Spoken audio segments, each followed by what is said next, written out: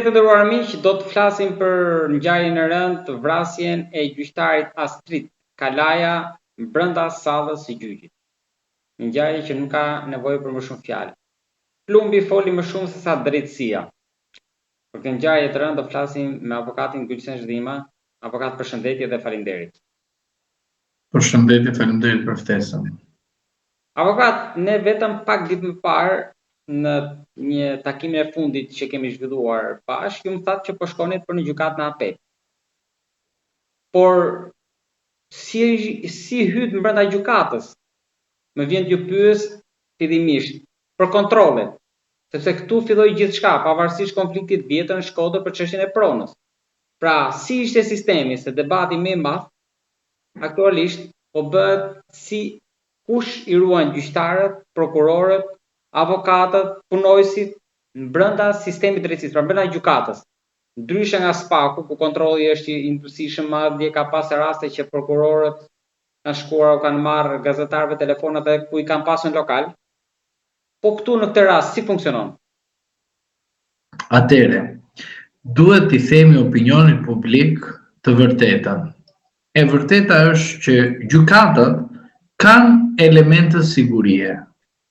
Kanë punojës që janë të detyruar të bëjnë kontrole, aq sa ata mund të kontrollojnë dhe aq sa kanë ato njohuritë e duhura për të bërë kontroll, mekanizmat ekzistojnë dhe janë aty, janë pothuajse ato makineritë që bëjnë kontroll ose bëjnë atë sinjalizimin në rast se ka një send të dyshuar për armë apo diçka që nuk është send i ligjshëm, ekziston siguria, por ajo çfarë unë kuptoj nga kjo ngjarje nuk është se kemi të bëjmë me mosveprim e punojësve të sigurisë.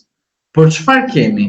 Kemi të bëjmë me një organizim i mirë menduar nga personat të cilët kanë vajtur edhe kanë arritur objektivin.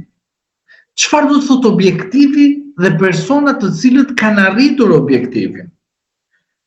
Në rast që ne referohemi ngjarjes që personat kanë lajmëruar disa herë mediat dhe disa herë kanë bërë deklarata thyese ndaj gjyqësorit dhe ndaj palës kundërshtare, aty ju do kuptoni dhe bashkërisht do kuptojmë që personat nuk janë një. Pra nuk është ai i cili e bëri, janë disa. Që do të thotë, aty kanë marrë pjesë një mori njerëzish, pra 10-15 veta. Dhe nga kontrolli që bëhet në hyrje të gjykatës, është e vështirë të kontrollosh të gjithë personat. Po si u futën brenda Edhe një herë. Pra, siguria ekziston, por kontrolli nuk mund të bëjë një person për 20 veta që futen në të njëjtën kohë në gjykatë. Pra, çfarë do të thotë? Do thotë prit në radhë derisa të vi radha jote të futesh brenda? Nuk mund të bëhet kjo gjë. Por ajo çfarë mund të bënte? Po, në rast se shteti shqiptar nëpërmjet pushtetit ekzekutiv do të garantonte pushtetin gjyqësor që të jepte atij jo vetëm para, po të jepte atij dhe mjetet e duhura për të mbrojtur jo vetëm gjyqtarët, por edhe qytetarët dhe palët që janë në proces dhe avokatët në proces, atëherë ne do të kishim sot një goditje të sistemit zero, po duke mos pasur asnjë reagim të pushtetit ekzekutiv për të dhënë tek pushteti gjyqësor mjetet e sigurisë. Prandaj ne sot debatin duhet të shkojmë ta bëjmë qëllimisht tek siguria? Jo, sepse loja e pushtetit kush është? Ministrja e Brendshme tha, faj nuk e kemi ne. Kryeministri tha, faj nuk e kemi ne. Po mirë, kur ju nuk e paskeni fajin, ju nuk jeni në dieni që për shkak të kriminalitetit dikush mund të marrë një armë edhe të vrasë këdo në çdo vend edhe sido? Pra, nuk mund të themi sot që fajin e paska roja e hyrjes së gjykatës sepse nuk krijoi kushtet e sigurisë.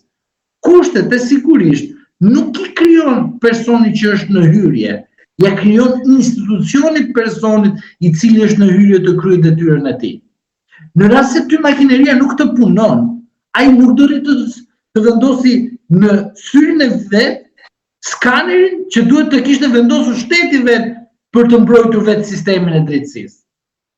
Pra, duhet të kishte vendosur pushteti ekzekutiv, që është gardiani, edhe thosha investitori për të dhënë pagesën dhe për të thënë tek institucionet e drejtësisë që unë ju garantoj juve çfarë doni, hapni gojën dhe unë ju jap gjithçka. Pra, nuk mund të akuzojnë. Spaku nga pjesa tjetër e prokurorive dhe gjykatave ka një diferencë shumë madhe, janë mjaft shkëputura nga kjo që ju thatë. Po sepse spaku ishte ajo pikërisht që ne kemi thënë vazhdimisht, ju keni rritur kaq shumë nivelin e spakut, edhe keni lënë në mëshirë të fatit gjyqtarët e zakonshëm edhe prokurorët e zakonshëm. Ky është faji i sistemit drejtësisë, ose më mirë faji i reformës së famshme të drejtësisë. Fjalia gabime që mund të ketë reforma në drejtësi që thoshte Yuri Kim, sot ju pasua kalas, nesër dikujt tjetër të pafajshëm. Por përsëri një Yuri Kim të vjen të thotë gabime pas ka drejtësia, por pas ka edhe reforma. Por nuk pas ka si pas Yuri Kim kadastra, këshilli i ministrave, kryeministri, nuk kanë gabime këto. Të janë të pafalshëm, të janë person që të cilët janë të pagabushëm. Opozita, si pas Jurit Kim, ka gabime. Patjetër media ka gabime. Patjetër gjithçka ka gabime, po përveç kryeministrit të vendit dhe këshillit të ministrave të Partisë Socialiste. Të gjithë të tjerët kanë gabime. Pra, e kupton në cilën situatë jemi? Mos e çoni diskutimin tek siguria, edhe si kur të kishte siguri ekstreme, personi që ka marrë vendimarrje për të vrarë, për të bërë gjëmën, e ka marrë, nuk e ndalon dot në rast se ti nuk ke vigjilencën e duhur të parandalosh, dhe përveç kësaj, dikush i infiltruar të asaj ngjarje, sepse e them ngjarje, se personi i cili vret, nuk vret në moment kur ka një proces gjyqësor. Duhet kaloj një kohë gjatë që personi të bëjë veprimin. Pjesën e infiltrimit. Te infiltrimi do të thotë që dikush duhet ishte vendosur nga shërbimet sekrete, në rast se kishte marrë informacion, dhe informacioni ka qenë publik, që ai ka thënë unë do vras, unë do bëj. Si ky nuk është sistem. Pra, kur ti e dëgjon person që thot disa fakte tronditse, ti duhet ta marrësh dhe duhet të vendos njerëz të infiltruar që të shikosh ky do arrijë qëllimin apo jo. Dhe çfarë ndodhi sot? Sot ndodhi ajo që nuk mund të kishte ndodhur në një vend që shkon drejt Bashkimit Evropian. Do thot dikush edhe në Amerikë ndodhin këto gjëra. Po, shkoj jeton në Amerikë, mos jeton në Shqipëri. Po ne duam të jemi shtet me rend kushtetues, me rend ligjor dhe me rend dhe siguri. Pa u cenuar siguria publike. Pra, avokat, u cenuar siguria publike. të lutem për ta mbyllur pjesën e parë të bisedës për hyrjen. Pra, arma është futur normalisht. Arma edhe sikur të kishte element të sigurisë më të larta, përsëri arma do fuste sepse personi kishte marrë vendimarrjen, kishte studiuar gjithçka. Pra personi kishte studiuar gjithçka edhe sikur të ishte me siguri më të madhe. Më fal, të bëj një pyetje të thjeshtë. Po mirë, në burgje, dini ju që kalojnë pistoleta, në burgje kalojnë thika, në burgje kalojnë telefona, në burgje kalojnë drogë. Vetëm punojësi i thjeshtë është ai i cili bën një veprim të tillë? Apo është diçka tjetër që akoma nuk e dim? Pra, çfarë ndihmoi dhe si e ndihmoi një person që të bëj një futje të tillë të armës? Ju mendoni se ekziston vetëm elementi roje që duhet bëj kontrollin? Jo. Por duhet që gjykata dhe institucionet përkatëse të kishin marrë masa, kur e dinin që në atë gjykat po vinë gjithë rrethet, po vinë gjithë mentalitetet të Shqipërisë. Dhe duhet kishte marrë masa. Pra e mos ja çojmë një punojës të thjeshtë të policisë që të heqim barrën e kostë të përgjegjësisë, që është më lartë se sa një punojës i thjeshtë të policisë. Prandaj unë dua t'ju them, ishni vëmendje nga siguria e hyrjes.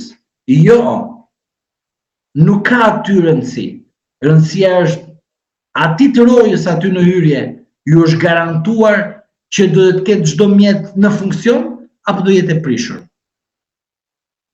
Sepse çfarë të bëj dikush i cili ka treguar që ajo hyrje ka probleme dhe ai që duhet të ketë përgjegjësi penale, administrative, është kancelari, kryetari i gjykatës, i cili duhet të detyrojë institucionet që të bëjnë investim edhe të marrin masa për të shpëtuar jo vetëm veten e tyre, por të shpëtuar edhe rendin juridik dhe rendin e sigurisë. Pra, avokat, nuk është faj i punojësit në hyrje, është faj i kancelarit, i kryetarit gjykatës që duhet të merrte masa për të mbrojtur jo vetëm gjyqtarin, por çdo person që futet brenda një proces gjyqësor.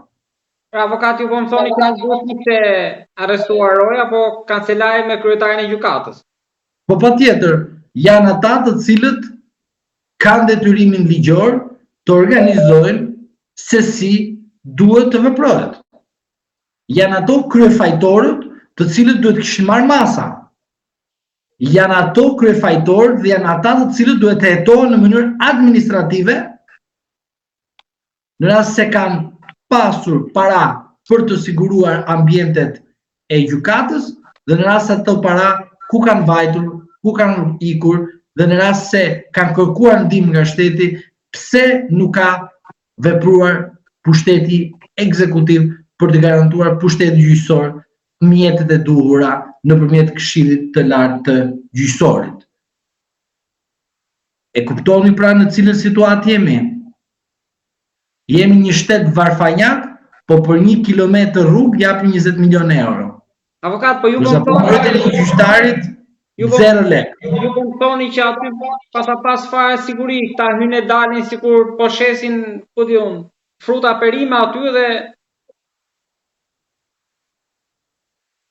sepse në çdo gjyq njëra palë do mbes e pakënaqur. Tani edhe masa duhet të jenë, sepse nuk mund të hyj lirisht edhe të dalë, sepse është pashmarrje që mos ketë incident. Unë kur kam thënë tek ju edhe më kanë paragjykuar që kur len një person në pushtet, ai çfarë bën? Bën biznes. Çfarë do thot biznesi? Po vendosë një drejtor kadastre, edhe vendos në punë, edhe ai të bën punë, ty të jep një zarf ai. Dhe po të dha një zarf, ti ke bërë modelin. Pra ke bërë dhe modelin, ke bërë dhe zakonin. Ai personi po arrit edhe ty të zarfin ta mbush sa më shumë, ti nuk e hesh nga puna, pra e bën razakon. Dhe kështu është rasti nga sa që unë them, që do thotë lënia e sigurisë në mëshirë të fatit nga drejtuesit e gjykatës dhe kancelarit është gjë më e dëmshme që ka ndodhur në gjykatën e apelit dhe jo vetëm. Pra, mënyra se si kanë nënvlerësuar mbrojtjen e tyre nuk ka faj polici roje. Ai nuk ka fare faj roja. Fajin e ka personi i cili çfarë ka bërë? Në drejtim të gjykatës dhe kancelari i gjykatës nuk kanë marrë masa për të vepruar në parandalimin e kësaj ngjarje. Pra, e vrau kancelari me kryetarin. Po kështu i bie në pak fjalë, në rast se elementet e sigurisë nuk kanë vepruar dhe nuk kanë qenë ashtu siç duhet. Në rast se duam të themi të vërtetën.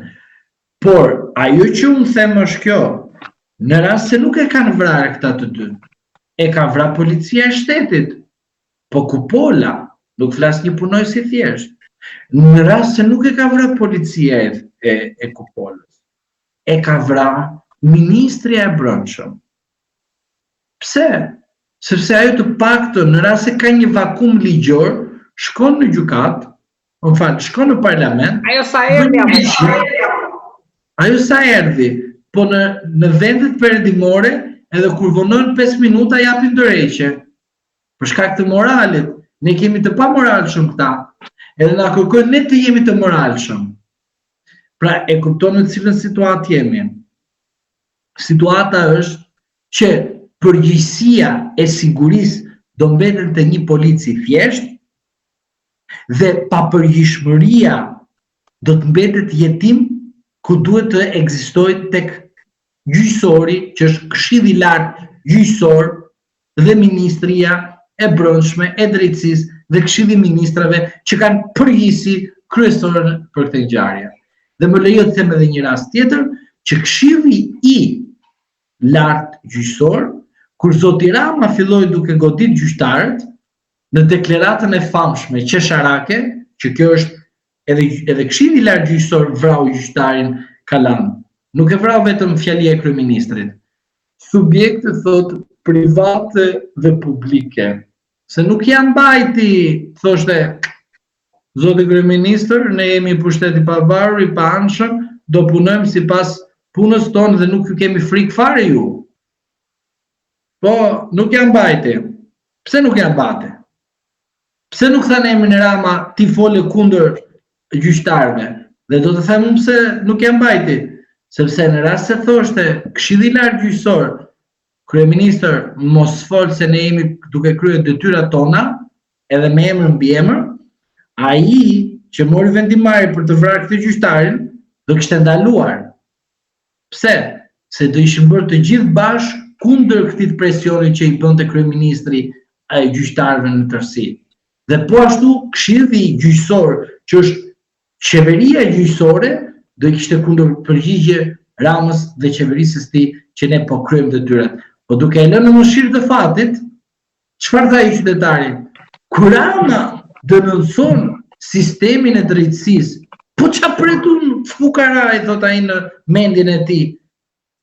Ku ka drejtësi këtu më kur e thot kryeministri? E kuptohat çfarë gabimi bëri kryeministri?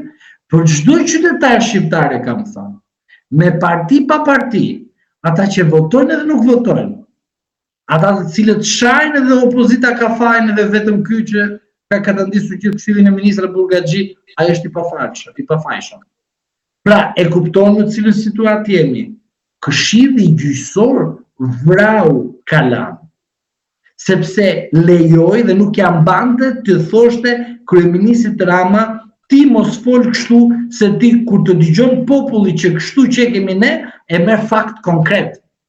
Avokat, rasti, pra episodi kryesor, pra vrasja, me paramendim, pasi edhe sipas dëshmive të para, autori pasi ka qelluar gjyqtarin, i ka thënë sekretarit se unë nuk kam gjë me ty, edhe pastaj armën e ka dorëzuar në dorë të rojes.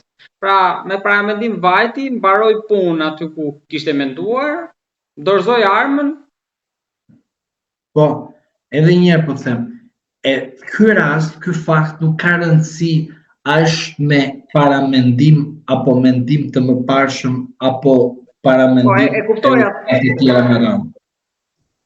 Unë dua t'ju them juve, ky është një fakt konkret kriminal, edhe sikur të kishte mbetur në tentativë, përsëri personi që ka kryer këtë vepër penale do të dënohet në marzhin më të lartë të kësaj vepre penale. Por ajo që unë mendoj te ky rast, që duhet patjetër ta studiojmë, është ngjarja se si ka vijuar, që do thotë personi shkon kodet, personi shkon dhe vepron, po i vetëm nuk mund ta bëjë këtë gjë. I vetëm nuk e bën. Do të thotë që piknisja ka nisur dhe përveç kësaj, realizimi ka ndodhur duke studiuar çdo situatë dhe çdo rrethana. Për opinionin publik, duhet të sqarojmë që procesi ishte në vazhdimsi në objekt kundërshtimet veprimet përmbarimore. Që do të thotë, personat mendoj unë që kundërshtoni një vendim gjyqësor të formës prerë, i cili ka marrë vendim të formës prerë dhe po ekzekutohet nga përmbaruesi për shkak të objektit që kishte të bënë që përmbaruesi kishte vendosur dhe gjoba ndaj kreditorëve, ndaj debitorëve të cilët nuk ekzekuton dot vendimin gjyqësor. Kjo gjë çfarë na tregon? Na tregon qartësi që pushteti që i është dhënë përmbaruesve nuk është arritur në kuadrin e dur ligjor që pala paditëse ose pala kërkuese në varësi të cilën në status do kishin në proces, nuk ka arritur të bërë interesat e saj për shkak se ligjvënësi, pra parlamenti që votojmë ne nga mjes deri në darkë dhe bëjmë tifoz, ka normuar ligje favorizuese për përmbaruesen. Dhe më thoni ju mua këtu, kur gjyqësori ka disa ligje dhe favorizon përmbaruesen, mundet gjyqtari të bëjë një veprim që mos të favorizoj përmbaruesin kur pala kundërshtare edhe me letra të jetë humbet gjyqin? Nuk ekziston ky mekanizëm në Republikën e Shqipërisë, se jemi republikë kapitaliste. Pra gjithçka të merr përmbaruesi, gjithçka kur flas, vetëm nuk mund të them në një fjalë më të ulët. Gjithçka. Pse? Sepse ligjvënësi nuk ka krijuar një kuadër ligjor që të mbrojë edhe paditësin, edhe të paditurin, që të gjejë një rrugë alternative gjatë kohës kur ekzekutohet vendimi gjyqësor.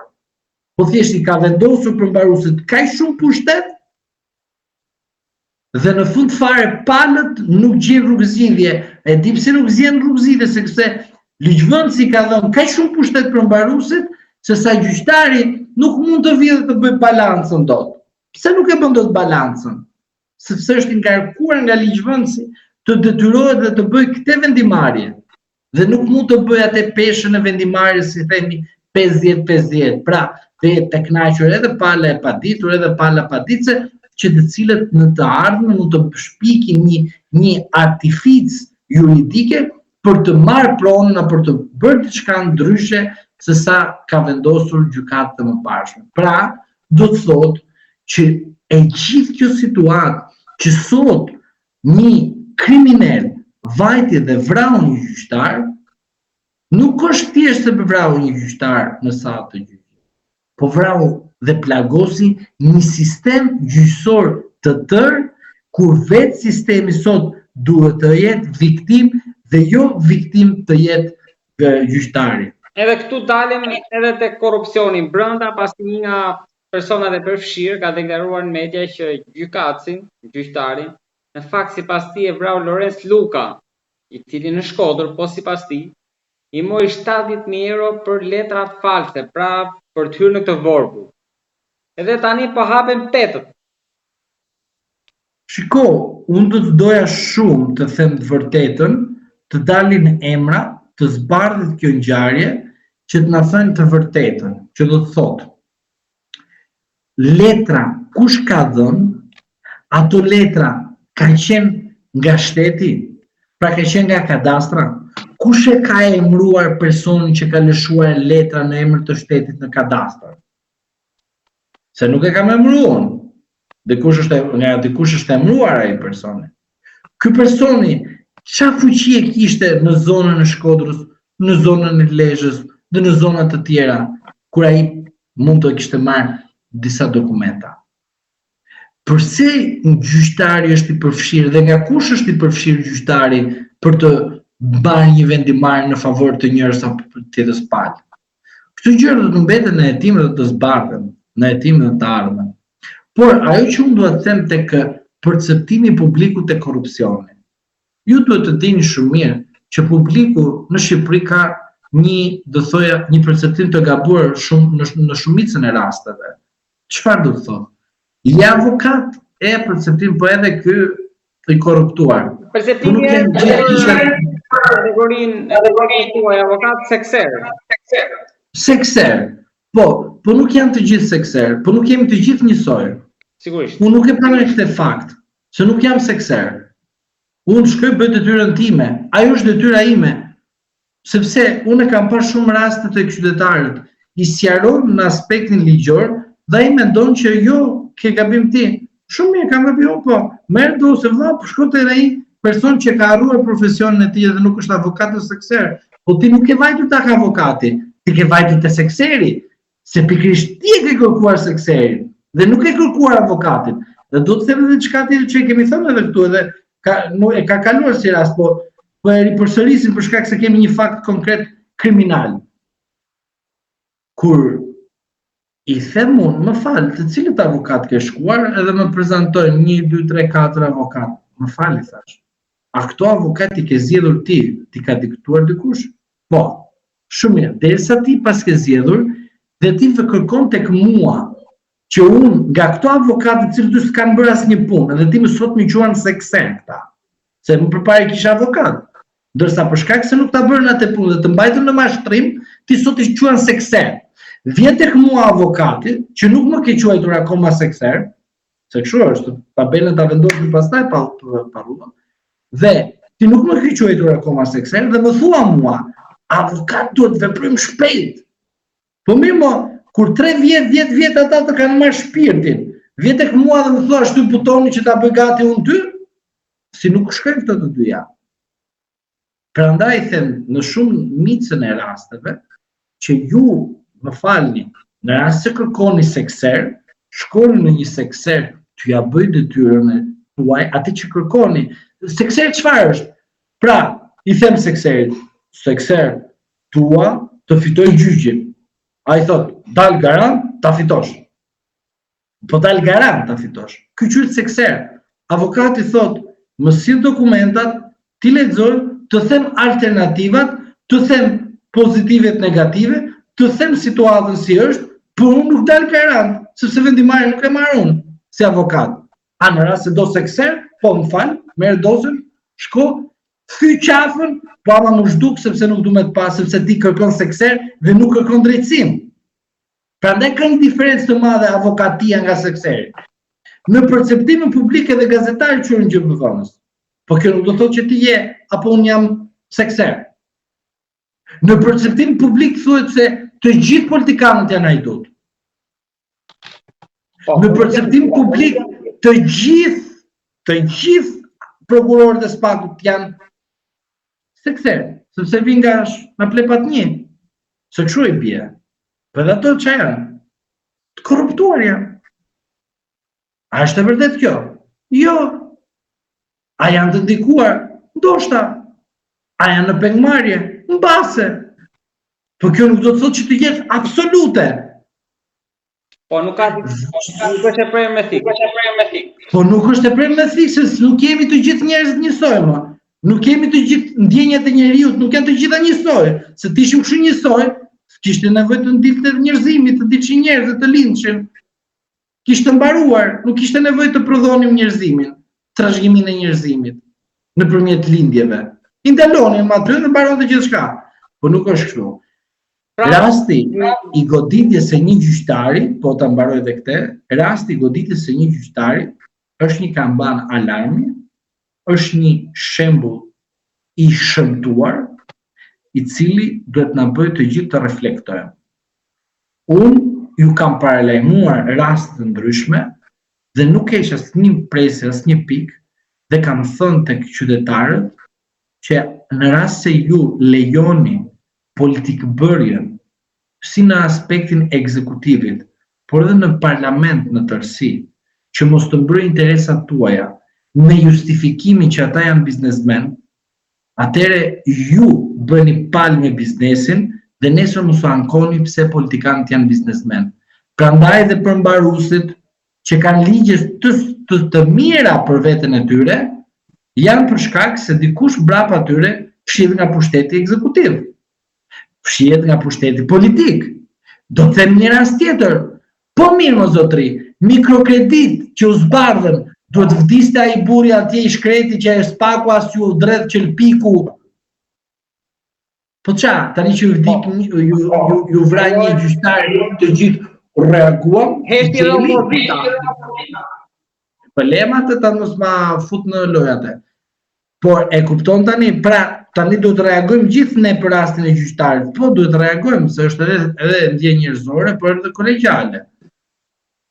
Pa u vra një avokat, asnjëri se llogariti. A u plagos një avokat, asnjëri se llogariti. A kërcënojnë avokatën nga mjes deri në darkë, asnjëri nuk e llogarit. Në mëshirë të fatit jemi të gjithë. A kemi mbrojtje ne? Por zotri, unë jam i këtij nivelit. Çfarë? Ke armë ti? Më fal, çka ta marr edhe unë, dhe hajde ballafaqohemi. Pra avokati po thoni që në mos gaboj. Përpara shumë viteve prokurorët dhe gjyqtarët kanë qenë të armatosur, kishin armë, duhet të rikthehet ndoshta arma? Jo, unë them mbrojtja e sigurisë së tyre, them vërtetën. Po, kam pas armë, nuk jam i saktë kjo, nuk jam i qartë, kam pas përpara. Nuk e di, unë nuk besoj se duhet kishin armë, se do të aplikoja të bëj edhe unë gjyqtar prokuror në atë kohë. Deputetët kanë pasur. Ja, deputet nuk e di a ka pasur deputeti apo jo, por unë nuk mendoj që duhet të kenë personat që ushtrojnë një funksion publik, sepse edhe ne njerëz jemi, kupton. Momenti është ai. Pa mbaroj punën, pra nuk mund ta çojmë atë të bëjmë amerikan pa qenë amerikan, kupton? Nuk mund ta bëjmë këtë gjë. Mjaft kjo alibi, armë secili, por jam dakord, unë jam dakord për këtë gjë. Zotëri, do t'i bësh tjetër të keq. Burri nuk e bë arma, kupton? Pse bërë? Qa fitoi ai që shkoi vrau një gjyqtar asgjë?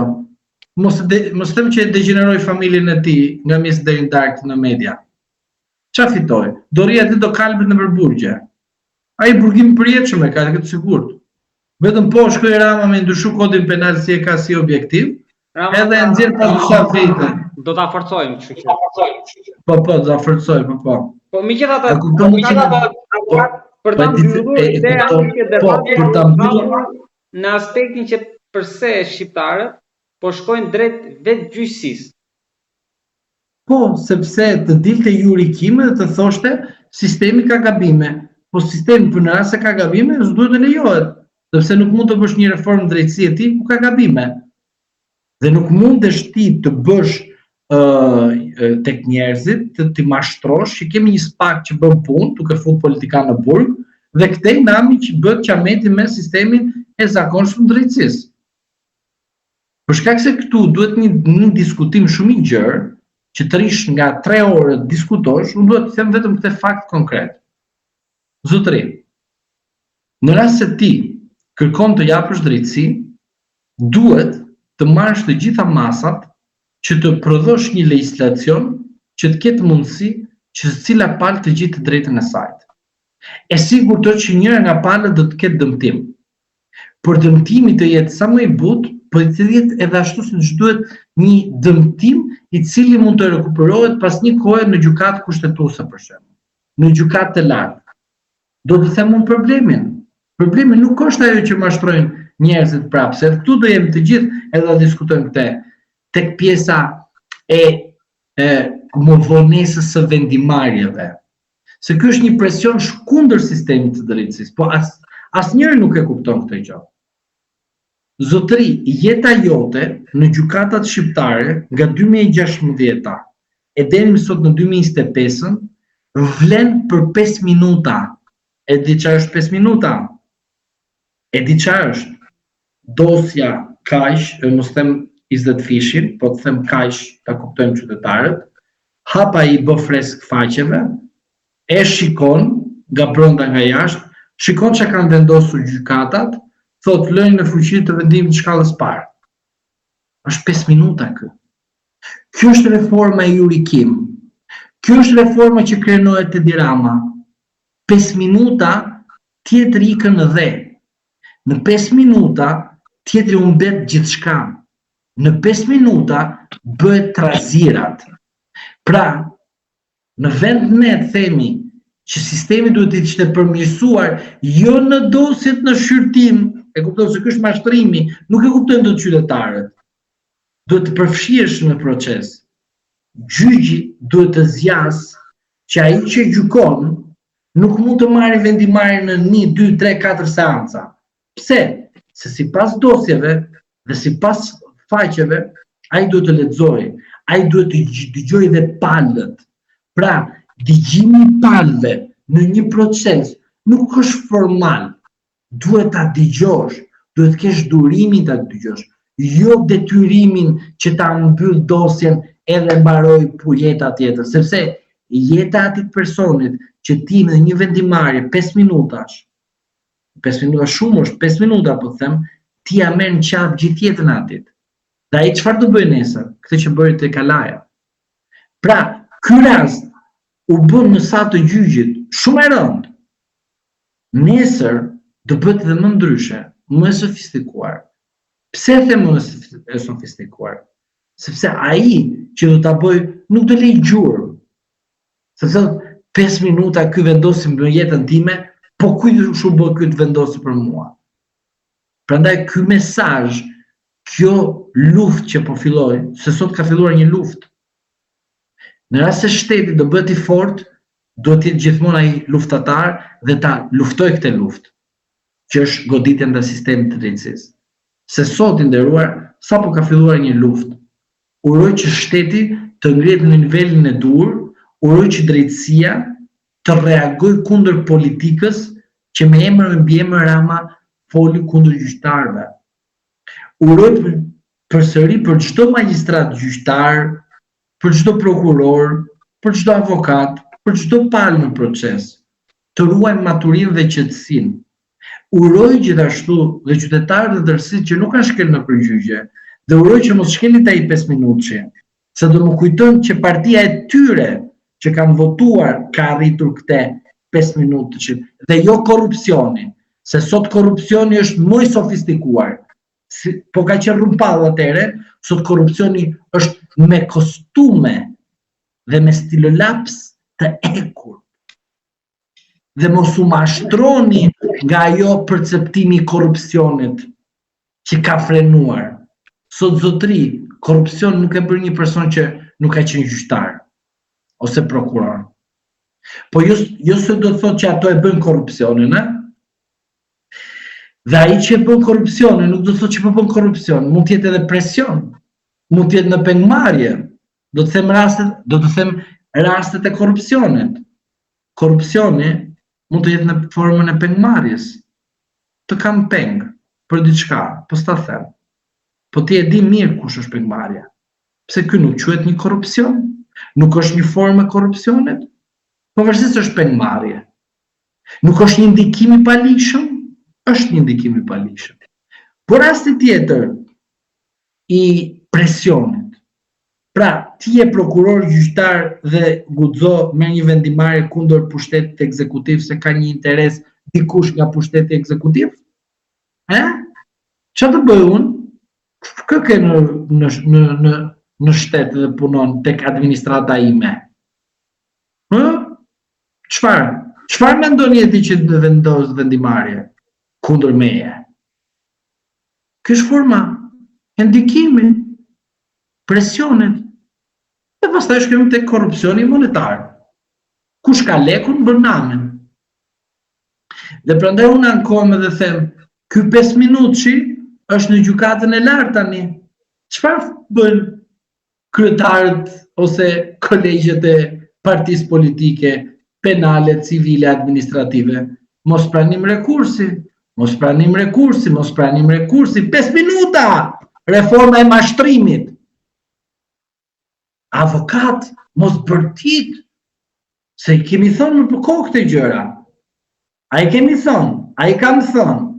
I kam thënë në vazhdimsi, avokat, Qenisa Aliut, avokat, kështu ashtu, 5 minuta, futet ai në dhomë këshillimi aty, jeta jote për 5 minuta ikën për mos them ku shkon. Fajin e ka avokati që komenton që të ndërgjegjësoheni.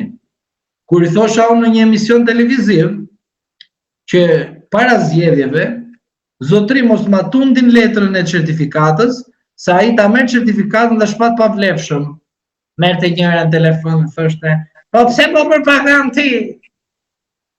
Po tani që shkojnë thellë Valbon edhe po i merr marr, edhe do t'i shkoj edhe asaj të shtëpia, mos ke merak, se ato militantët çu janë. Se shkon edhe atyre, se Hitleri ç'a bënte? Hitleri shkonte në fund fare ku arriti katastrofën, shkoi tek vetët, ç'a bëri? Pastroi, tha po pastroi provat. Kundër meje, se mendonte se do ekzistonte. Në fund fare u detyruar të merrte edhe pemën, edhe karrikën, edhe litarin, edhe bëri aktin më të ndershëm për veten e tij. Pra, çfarë themi në këtë rast? Ajo që është e vërteta.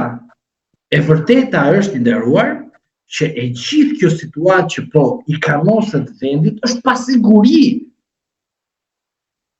Dhe kjo nuk kërkon që ne të bëhemi edhe të urrejmë njëri tjetrin. Por këtu tani kërkon bashkimi që si ne të përballojmë këtë krizë, sepse është krizë institucionale.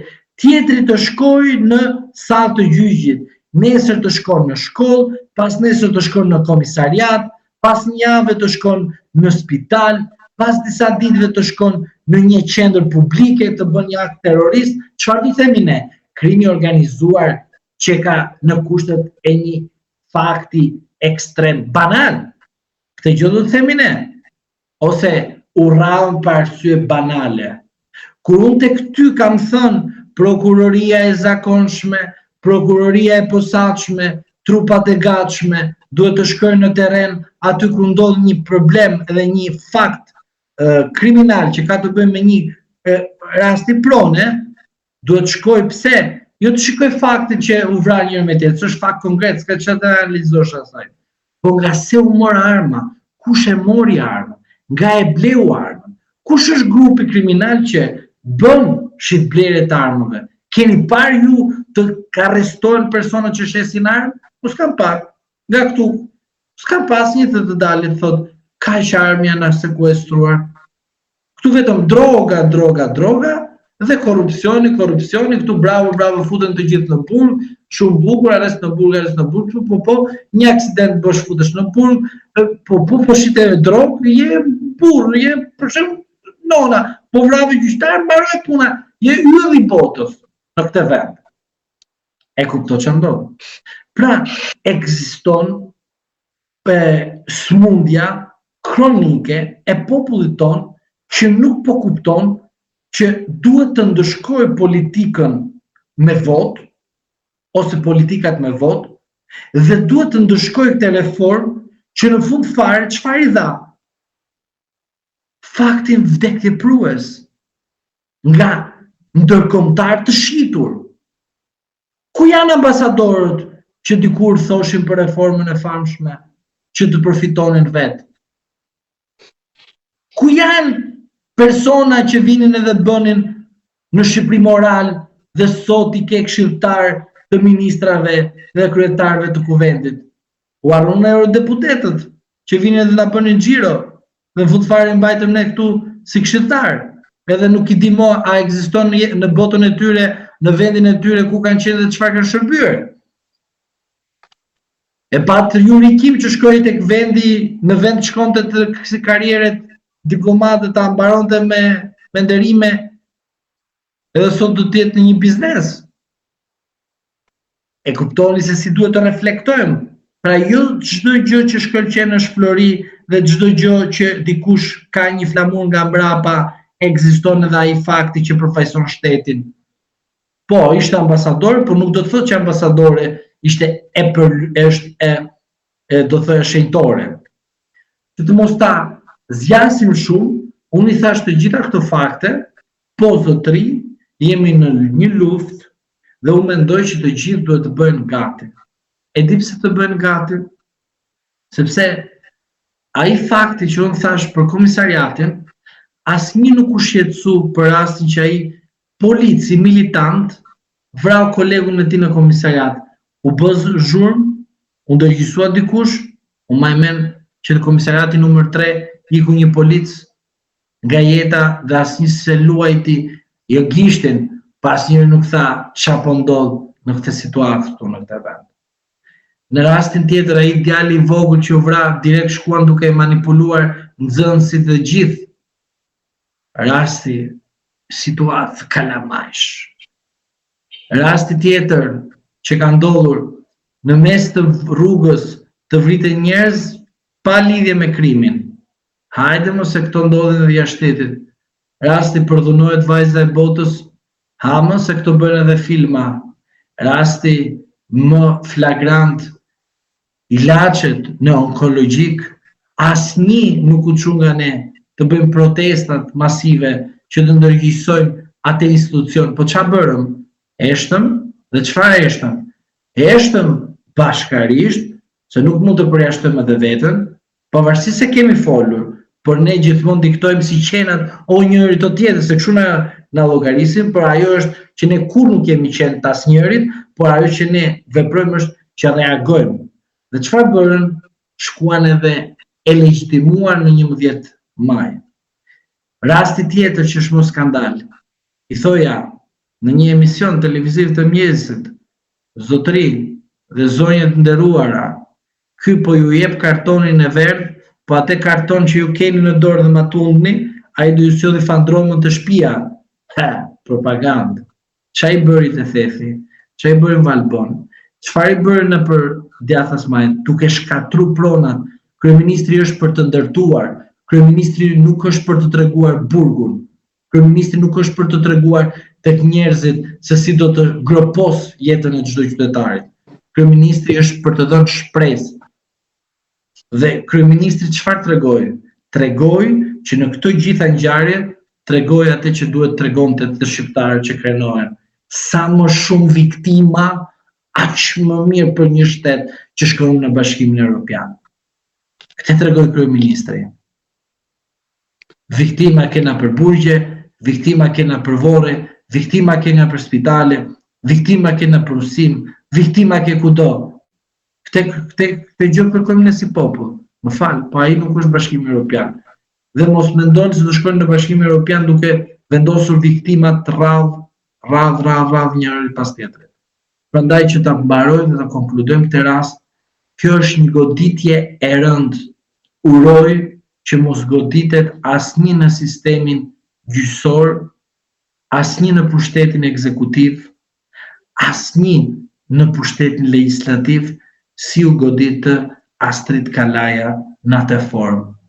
Dhe uroj që në të ardhmen shteti nëpërmjet pushtetit ekzekutiv, kujdes, se të bëjmë edhe një gabim tjetër Dylber, dhe prap nuk e kuptojmë. Shteti shqiptar në rast do të kishte formën e të shprehurit, mbajmë nga mua, këto që kanë qeverisur këtë vend 35 vjet, dyshoj po se nga njëri nga këta do kishte bërë të paktën një mandat e sipër. Po të fliste shteti shqiptar. Mirë. Edhe unë uroj që po kemi ngjarje të tjera në pushtetin gjyqësor, unë jam i bindur dhe mendoj që pushteti ekzekutiv dhe legjislativ është më i kërcënuar. Larg qoftë të marrin masa, se kam frikë. Po, radha është më zjeruar. U vra i Sarandës, që pegojnë, mos fol, qa, po derisa s'ka prekur ty, s'më duhet. Ndodhë një gjë në një lagje, po më derën ai, mbyll qepenin, se pash qa thurë e ty, edhe këtej garipin trimin.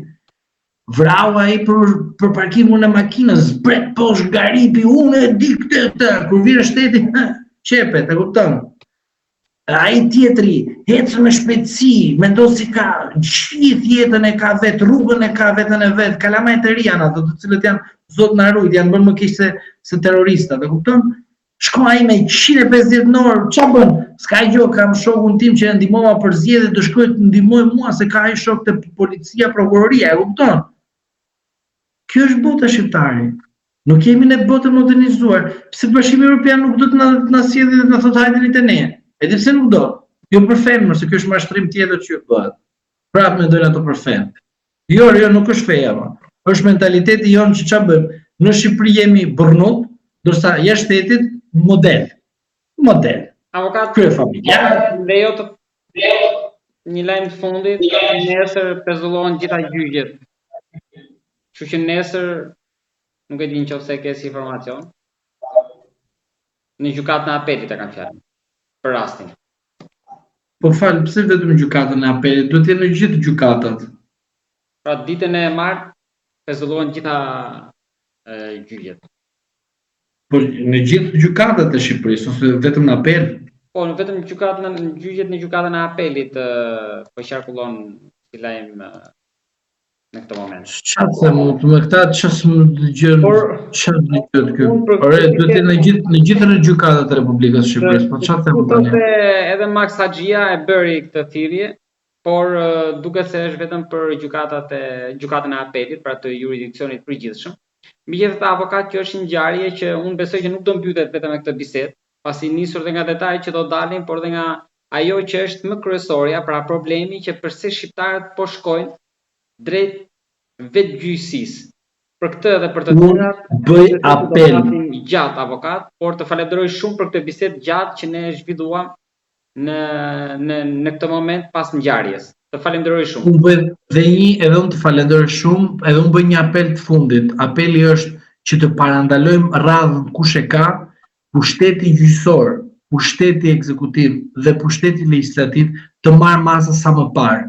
Edhe unë të falenderoj shumë për ftesën. Faleminderit ju avokat.